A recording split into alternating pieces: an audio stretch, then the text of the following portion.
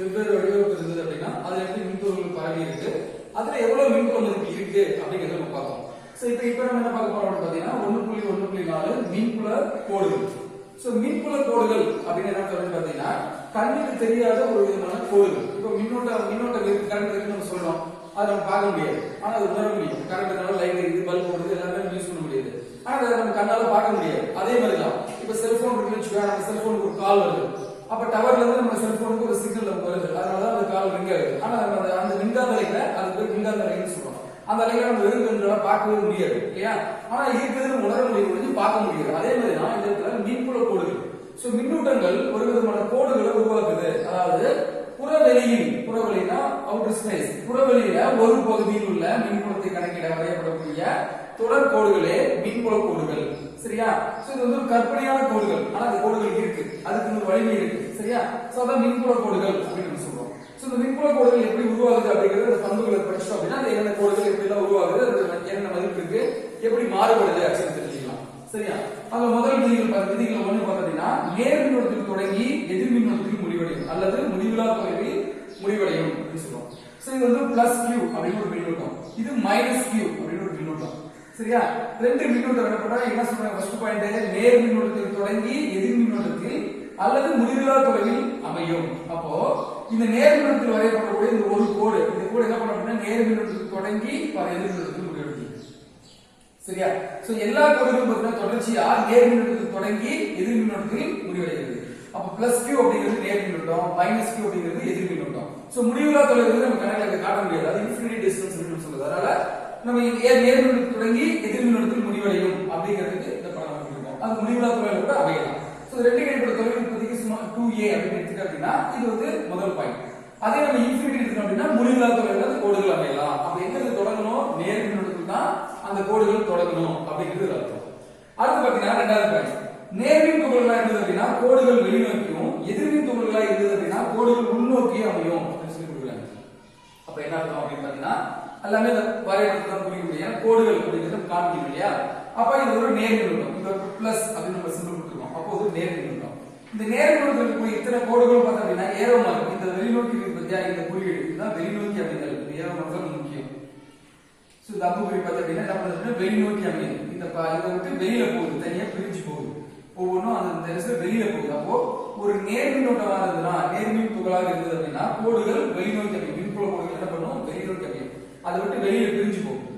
அதே ஒரு எதிர்மின் துகள் இங்க பாத்தீங்கன்னா மைனஸ் எடுத்துக்கணும், மைனஸ் Q அப்படிங்கிறது பாத்தீங்கன்னா எதிர்மின் துகள்கள்.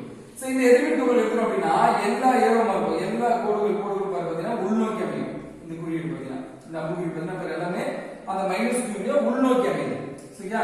இது வெளிநோக்கி அமையுது, இது வந்து உள்நோக்கி அமையுது. இதனுடைய பண்புகள் அல்லது விதிகள் எடுத்துக்கலாம். அடுத்த மூணாவது பாயிண்ட் பார்த்தா அப்படின்னா மின்புல கோட்டிற்கு வரையப்படக்கூடிய தொடுகோட்டினுடைய திசையில தான் அந்த மின்புல வெக்டரினுடைய மதிப்பு அமையும் அப்படின்னு சொல்றோம். அப்ப வெக்டர் அப்படினால என்ன இருக்கும்? எண் மதிப்பும் திசை இருந்தா மட்டும் தான் அதுக்கு வெக்டர் அப்படின்னு சொல்றோம் இல்லையா? அப்ப ஈங்கிற மின்புலம் ஏற்கனவே வெக்டர் மதிப்புன்னு சொல்லிருக்கேன், ஏன்னா அது குறிப்பிட்ட திசை இருக்கு, அதுக்கு ஒரு மதிப்பு இருக்கு இல்லையா? அப்போ திசையும் மதிப்பு இருந்தாலும் வெக்டர் மதிப்பு நடத்துக்கிறோம். அப்போ அதோட வெக்டர் மதிப்பு என்ன பண்றோம்? தொடுகோடு அப்படின்னு சொல்றோம். மேக்ஸிமம் படிச்சிருக்கோம், தொடுகோடு அப்படின்னு படிச்சிருக்கோம். அப்போ இதுதான் ஒரு நேர் மின்னூட்டம், இது வந்து ஒரு எதிர் மின்னூட்டம், பிளஸ் மைனஸ் அப்படிங்கிறது குறிப்பிட்ட தொலைவில் நம்ம பிரிச்சு வச்சிருக்கோம். அப்ப மின்புல கோடுகள் இங்க இருந்து இங்க போகுது, பயணிக்குது இல்லையா? அதெல்லாம் பார்த்துட்டோம். இப்ப என்ன பண்றோம் அப்படின்னா இந்த மின்புல கோடுகளை P என்ற ஒரு புள்ளியை எடுத்துட்டோம் அப்படின்னா இதுக்கு வரையப்படக்கூடிய ஒரு தொடுகோடு, இதுதான் தொடுகோடுன்னு சொல்றோம். இந்த தொடுகோடு திசையில தான் அந்த மின்புல மதிப்பு அமையும் அப்படிங்கிறது அர்த்தம். அப்ப மின்புல மதிப்பு நம்ம கணக்கிடுவோம், ஏன்னா மின்புலம் வந்து ஒரு வெக்டர், அப்ப எந்த திசையில பயணிக்கிறது ரொம்ப முக்கியம் இல்லையா? அப்ப அந்த வெக்டர் மதிப்பு நமக்கு வேணும், இந்த வெக்டர் மதிப்பு நமக்கு வேணும் அப்படின்னா அது வந்து அந்த புள்ளியிலிருந்து வரையக்கூடிய தொடுகோட்டை வச்சுதான் கண்டுபிடிக்க முடியும் அப்படிங்கிறது அதனுடைய அர்த்தம். அடுத்த பாயிண்ட் பாத்தீங்கன்னா மின்புல கோடுகள் நெருக்கமாக இருந்தது அப்படின்னா அங்க மின்புல மதிப்பு அதிகமாக இருக்கும். அதே மின்புல கோடுகள் இடைவெளி விட்டு அமைகிறது, அதாவது நெருக்கம் இல்லாம தனித்தனியா பிரிஞ்சிருக்குது, இடைவெளி இருந்து தனித்தனியா பிரிஞ்சிருக்குன்னு அர்த்தம். அப்ப இடைவெளி விட்டு இருக்கும்போது பாத்தீங்கன்னா மின்புல மதிப்பு குறைவு, இதுக்கு அப்படியே ஜஸ்ட் ஆப்போசிட். அப்ப என்ன அர்த்தம் அப்படின்னா இங்க பாருங்க, இப்ப பாத்தீங்கன்னா இது வந்து பிளஸ் Q அப்படின்னு ஒரு மின்னூட்டம் இருக்குன்னு வச்சுக்கோங்க. இது வந்து என்ன பண்ணி எல்லா கோடுகளும் மின்புல கோடுகளும் வெளிநோக்கி செயல்படுது. இதுல ரெண்டு பரப்படுத்துறோம். சரியா? இங்க பாத்தீங்கன்னா 1 2 3 4 5 6 6 கோடுகள் இருக்கு. இந்த மிகச்சிறிய பரப்புல இந்த 6 கோடுகள் இருக்கு. A என்ற ஒரு பரப்பை எடுத்துக்கலாம். அதே மாதிரி B என்ற பரப்பு கொஞ்சம் இடைவெளி விட்டு நம்ம எடுக்கும்போது பாத்தீங்கன்னா 1 2 3 லைன் தான் போகுது. அப்ப 3 பிரின்சி கோடுகள் இதுல போகுது. இதுல 6 கோடுகள் போகுது. அப்ப என்ன அப்படின்னா நெருக்கமாக மின்விசை கோடுகளோடு நெருக்கமாக இருக்கக்கூடிய பகுதியில் ஒரு பரப்படுத்தல் அப்படின்னா இங்க கிடைக்கக்கூடிய மின்புல மதிப்பு E1 அப்படிங்கிறது மிக அதிகமா இருக்கும். அதே இடைவெளி விட்டு இருக்கும்போது மின்புல கோடுகள் தனித்தனியா பிரியுது. அப்ப இன்னும் இந்த பக்கத்தை எடுத்து அப்படின்னா பெருசா வெளியே 1 2 மட்டும் தான் போகும். அப்ப போக போக அதனுடைய மதிப்பு குறைஞ்சிட்டே போகுது. அப்போ மின்புலங்கள் இடைவெளிக்கு போகும்போது இங்க கிடைக்கக்கூடிய மின்புல மதிப்பு E2 எடுத்து வச்சுக்கலாம், இதனுடைய மதிப்பு குறைவா இருக்கும். எதை கம்பேர் பண்ணும்போது இங்க மிக அருகில் இருக்கிறத விட கம்பேர் பண்ணும்போது கம்மியா இருக்கும். அதான் சொல்றோம் மின்புல கோடுகள் நெருக்கமாக இருந்துச்சு, இந்த மாதிரி நெருக்கமாக இருந்துச்சு அப்படின்னா மின்புல மதிப்பு இருக்கும் அதிகமா இருக்கும். அதே மின்புல கோடுகள் வந்து பாத்தீங்கன்னா இடைவெளி விட்டு அமைது, இது கொஞ்சம் கொஞ்சமா அப்படியே பெருசாயிட்டே போயிட்டு இருக்கும், அப்படியே நீட்டிட்டே போகலாம். அப்படி பெருசாயிட்டே போச்சு அப்படின்னா இடைவெளி அதிகரிக்கிறது இருக்கும். அப்ப மின்புல மதிப்பு என்ன இருக்கும், குறைவா இருக்கும் அப்படின்னு சொல்றோம். அதுக்கடுத்து பாத்தீங்கன்னா மின்புல கோடுகள் எண்ணிக்கை, இந்த மாதிரி வரைகிறது இல்லையா அந்த கற்பனையான கோடுகள், இந்த மின்புல கோடுகளுடைய எண்ணிக்கையானது எதுக்கு நேர்த்தல் இருக்குன்னா மின்புலத்தினுடைய எண் மதிப்பு. சோ இதை என்ன சொல்லுங்க, எண் மதிப்பு நம்பர்ஸ், அதாவது மின்புலம் வெக்டர் மதிப்பு. அப்ப எண் புல திசை வரும், திசையை விட்டுட்டு எண் புல மதிப்பு மட்டும் எடுக்கணும். சோ அந்த மின்புலத்தினுடைய எண் மதிப்பு மட்டும் எடுக்கணும். அப்ப மின்புல கோடுகளுடைய எண்ணிக்கையானது மின்புலத்தினுடைய எண் மதிப்புக்கு நேர் தகவல் இருக்கும். அந்த சிம்பிள் வந்து நேர் தகவல் இருக்கும், கிட்டத்தட்ட ரெண்டு சமமா இருக்கும் அர்த்தம். மோர் ஆர் லெஸ் ஈக்குவல், நேர் தகவல் அப்படின்னு சொல்றோம். அதுக்கு அடுத்து பாத்தீங்கன்னா மின்புல கோடுகள் ஒன்றே ஒன்று வெட்டி கொள்ளாது. இது ஒரு 2 மார்க் क्वेश्चंस. எப்படி அப்படின்னா இப்ப பாத்தீங்கன்னா இதே படத்தை பாரு, +q அப்படிங்கற மின்னோட்டம் -q மின்னோட்டம், இந்த கோடு பாரு தனியா தான் இருக்குது. இந்த கோட்டு மேல இன்னொரு கோடு இப்படி குறுக்குல வரல, அதாவது இந்த கோடு இருக்குன்னா இதோட இப்படி ஒரு கோடு வந்து இங்க ஜாயின் ஆகல, இப்படி வராது. ஏன் அப்படி பாத்தீங்கன்னா இது எல்லாத்துக்கும் இப்பதான் சொன்ன வெக்டர் மதிப்பு இருக்கு இல்லையா, ஒரு கோடு ஒரு வெக்டர் மதிப்பு. அப்போ ரெண்டு வெக்டர் ரெண்டு கோடுகள் இருக்கு, இந்த கோடு இந்த கோடு இருந்துச்சுன்னா இந்த மாதிரி ரெண்டு கோடுகள் ஒரு புள்ளியில வந்து சந்திக்க வாய்ப்பே கிடையாது. அப்ப சந்திச்சுன்னா இது ஒரு E வெக்டர் மதிப்பு இருக்கும், இது ஒரு E வெக்டர் மதிப்பு இருக்கும். அப்ப ரெண்டு வெக்டர் மதிப்பு இருக்கும். அப்ப அந்த ஒரு புள்ளியில இருக்கக்கூடிய இந்த மின்னோட்டம் வந்து ரெண்டு திசையில பிரிஞ்சு போற மாதிரி இருக்கும். அது வந்து பாசிட்டிவ் நடைமுறையில சாத்தியம் இல்லை. அப்போ ஒரே ஒரு தான் வெக்டர் மதிப்பு எடுக்க முடியும். அப்போ மின்புல கோடுகள் கண்டிப்பாக என்ன பண்ணாது, வெட்டி கொள்ளாது. ஏன்னா இரண்டு வெக்டர் மதிப்புகள் வந்து தோன்றிக்கப்படும், அப்ப ரெண்டு திசையில அது பயணிக்கிற மாதிரி வரும். அந்த மாதிரி நடைமுறையில சாத்தியம் இல்லை. அப்ப மின்புல கோடுகள் என்ன பண்ணாது, ஒன்றே ஒன்று வெட்டி கொள்ளாது, தனித்தனி கோடுகளாக தான் இருக்கும் அப்படிங்கறத நம்ம சொல்றாங்க. சோ இது வந்து மின்விசை கோடுகளுடைய பண்புகள் அப்படின்னு நம்ம சொல்லலாம், அல்லது விதிகள் அப்படின்னு சொல்லலாம். அதுக்கு அடுத்த டாபிக் பார்த்தீங்கன்னா 1.4 மின் இருமுனை, எலக்ட்ரிக்கல் டைபோல் அப்படின்னு நம்ம சொல்றோம். சோ மின் இருமுனை அப்படிங்கறது எவ்வளவு வந்துச்சு பாருங்க, இரு முனை, இரண்டு முனைகளை உருவாக்குறோம், இரு முனை. ஓகேவா? அப்போ சிறிய இடைவெளியில் பிரித்து வைக்கப்பட்டுள்ள சமமான வேலைகளை பிரித்து கொள்வதை நம்ம என்ன சொல்றோம் அப்படின்னா மின் இருமுனை சொல்றோம். அப்ப இந்த இடத்துல பாத்தீங்கன்னா ஒரு -q அப்படின்னு எடுத்தோம் அப்படின்னா இங்க இருந்து +q அப்படின்னு இன்னொரு நம்பர் எடுத்துறோம். இது ரெண்டும் 2a அப்படிங்கிற ஒரு குறிப்பிட்ட தொலைவுல பிரிச்சு வச்சிருக்கோம். இது மையம் வந்து O. சரியா? இதுதான் என்ன சொல்றோம், மின் இருமுனை சிறிய இடைவெளியில் 2a அப்படிங்கிறது இடைவெளி, சிறிய இடைவெளியில் பிரித்து வைக்கப்பட்டுள்ள சமமான வேறுநிலை மின்னூட்டங்கள், நேர்மின் மின் துகள்கள். அப்ப இது எதிர்மின் துகள், இது நேர்மின் துகள்கள், ரெண்டுடைய மதிப்பு பிளஸ் மைனஸ் மதிப்பு சமம், ரெண்டுமே q. எதிர்மதிப்பு வருது பிளஸ் அது மைனஸ், அவ்வளவுதான். அப்ப சமமான வேறுநிலை மின் துகள் கொண்ட அமைப்பு தான் மின் இருமுனை அப்படின்னு சொல்றோம். சோ இந்த மின் இருமுனை பதிலா நேர்மின் மின்னுடைய ஈர்ப்பு மையமும் எதிர்மின்னுடைய ஈர்ப்பு மையம் ஒன்றாக பொருந்தி அமையாது.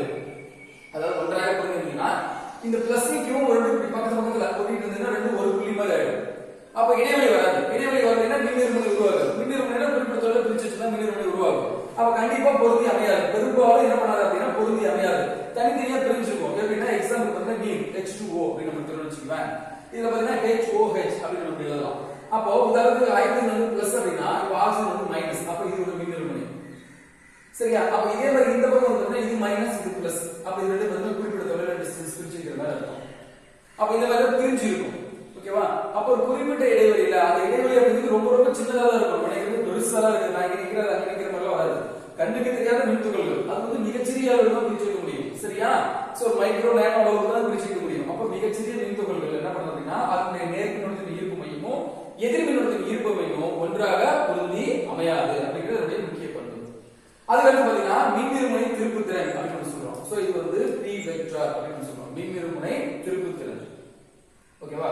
சோ மின்னூட்ட மதிப்பினை அவற்றுக்கு இடைப்பட்ட தொலைவினால் பெருக்க கிடைக்கக்கூடிய மதிப்பு. சோ ஏதேனும் ஒரு மின்னூட்ட மதிப்பு எடுத்துக்கிறோம், +q -q. சோ அதுக்கான ஒரு படம் இருக்கு, இங்க பாருங்க. இப்போ நம்ம கிராஃப் எடுத்து நீங்க வரைச்சிருப்பீங்க இல்லையா, x y axis, x axis y axis, -y axis, -x axis எடுத்துக்கிறோம். சோ இதுல வந்து பாத்தீங்கன்னா அளவு x அப்படினா i கேப் எடுத்துக்கிறோம், அதே -x னா -i கேப், அந்த முன்னாடி இந்த சிம்பிள் மைனஸ்னா மைனஸ் வந்துரும், அவ்வளவுதான். y க்கு வந்து j கேப் அப்படின்னு எடுத்துக்கிறோம் அளவு வெக்டர், அதே மாதிரி -y க்கு -j கேப் எடுத்துக்கிறோம். இது மைய புள்ளி O. சோ என்ன பண்றேன்னா இந்த x அச்சில x dash அப்படிங்கற இந்த இடத்துல, அதாவது x - x அப்படிங்கற அச்சில என்ன பண்றேன், இந்த மைய புள்ளி O ல இருந்து a தொலைவுல +q மின்னூட்டமும் அதே மைய புள்ளி O ல இருந்து a தொலைவுல -q மின்னூட்டமும் ரெண்டு மின்னூட்டமும் இரண்டு வேறு மின்னூட்டங்களை பிரிச்சு வச்சுக்கலாம். சரியா?